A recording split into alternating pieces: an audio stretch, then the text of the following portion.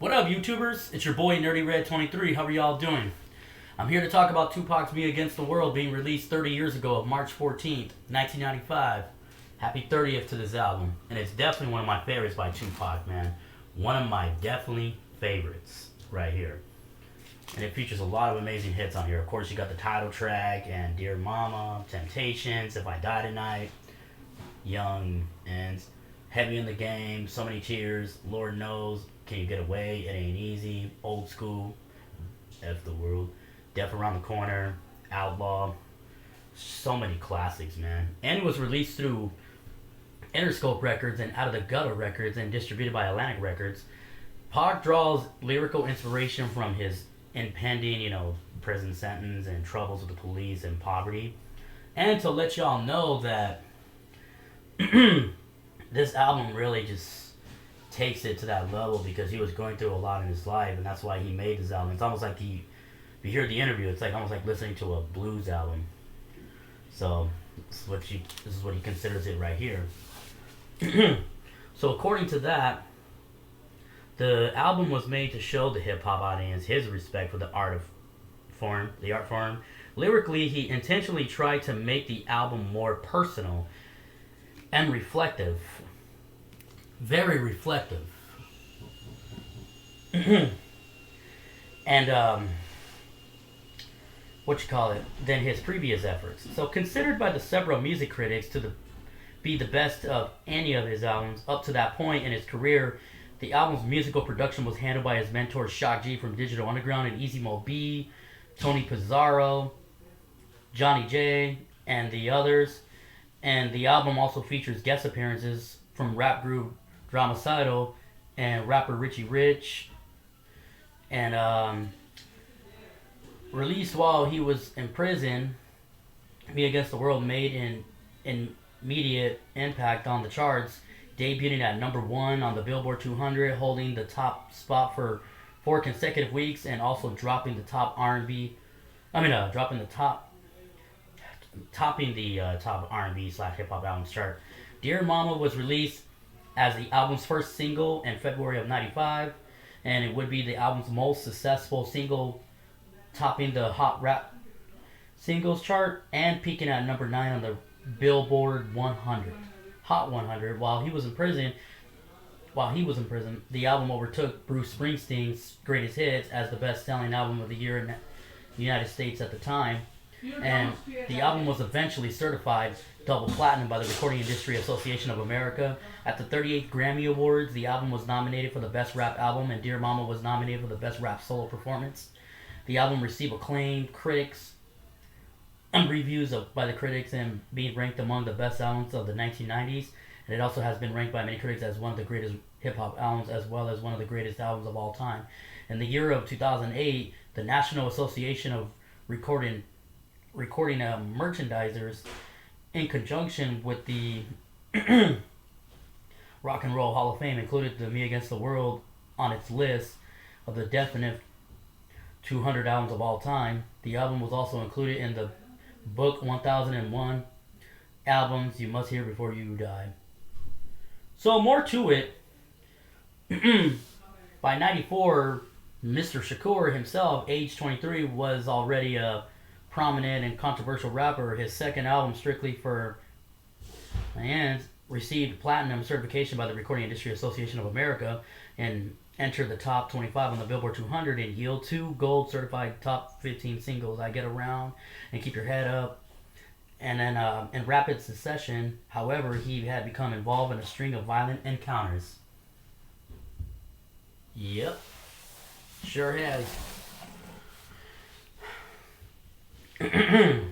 Which, of course, the Menace to Society, while the filming at the time, he assaulted the Hughes brothers.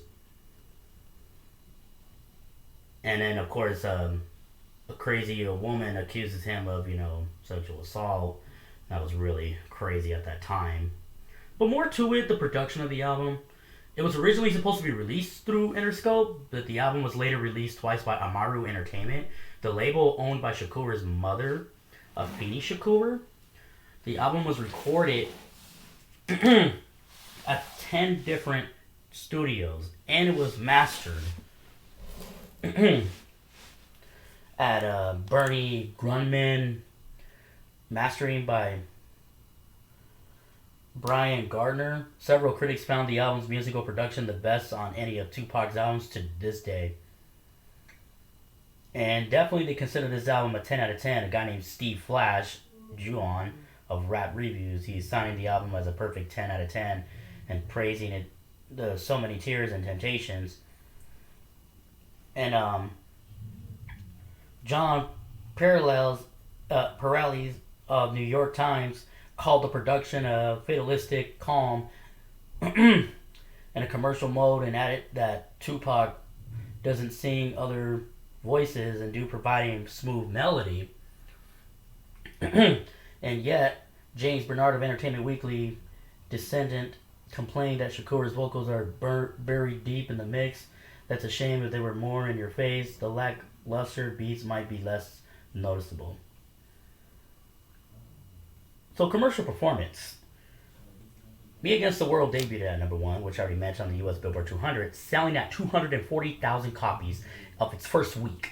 The album held the top spot for 4 consecutive weeks. The album also debuted at number 1 on the US top R&B/hip hop albums chart, thus giving Tupac the first number 1 album on both R&B and the pop charts. And while he was in prison at the time, the album overtook Bruce Springsteen's Greatest Hits, which I already mentioned, as the best-selling album in the United States. It featured, which he took pride in, and Pac became the first artist to have a number 1 album while serving, the prison sentence at the time. And of April of 26th of 95, the album was certified gold and platinum in the United States. On December 6th of 1995, the album was certified double platinum for sales of over 2 million copies in the U.S. alone. As of September 2011, the album has sold 3,524 million and 567 copies of the United States alone. 3,554,567 copies in the United States alone. And Shakur's virtual appearance at the annual Coachella Festival of April 15th of 2012 led to this album selling at 1,000 copies of the following week, by up to 53% from the previous week. This album will always be a classic, man. It's always a classic, no doubt. I mean, shoot, if you love Tupac, man, you gotta have this album in your collection. This is an amazing classic forever. No doubt about that.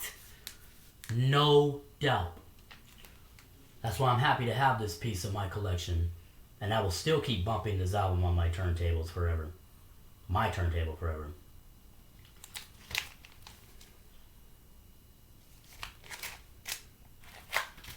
So this is like a limited edition collector's vinyl. It's like a second press. Still cool though. Happy to have it. And was released as Amaru Records on it. And Jive Records. Super dope. Super cool.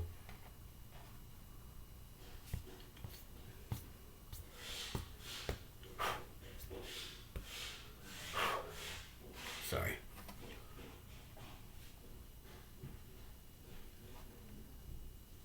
And I paid about like $100 for this album, because it's a really hard one to come across. I mean, they did do a reissue, which is cool, because, there's a lot of people that do like Tupac's Me Against the World, and this is a classic, man. 30 years ago. 30 years ago. Man, time flies, but this album is still a classic from 30 years ago. I'm still listening to it to this day. For all of y'all Tupac fans out there, what is your favorite song off the album? Don't forget to hit that like and subscribe. Comment. Follow your boy Nerdy Red 23 for more, and I'll be glad to return. Y'all have a blessed one, and stay safe. And keep bumping this album on your turntables. Never stop bumping it. Never. This is a golden gem forever by Tupac right here. And he does speak, real truth facts of what he was going through in life. This album really actually, It has me in tears too, cause especially about Dear Mama, that really like tears me up right there. And especially when I listen to the song If I Die Tonight, it was when I was going through my own emotions and stuff like that. That's why I relate certain things of how, Pac felt. That's why I listen to Me Against the World. It's definitely one of my top albums right here. I will never stop listening to Me Against the World. Alright. Y'all have a blessed one. Stay safe. Long live Tupac.